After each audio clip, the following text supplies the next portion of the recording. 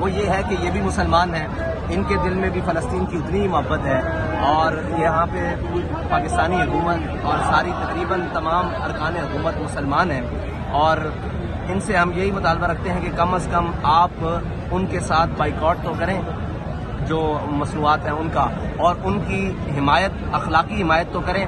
और उनके साथ हमारा वैसे पहला मुतालबा जो वजूदी जो बाहैसियत मुसलमान होना चाहिए ना इनसे, वो ये है कि ये फ़लस्तीन के साथ जिहाद का ऐलान करें, इसराइल के खिलाफ जिहाद का ऐलान करें फ़लस्तीनियों के साथ मिलकर, क्योंकि मुसलमान जसद वाहिद की तरह है।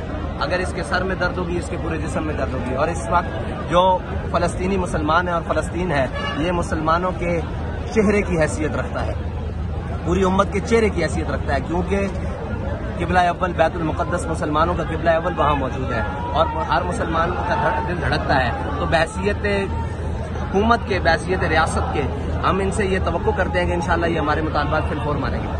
Thank you.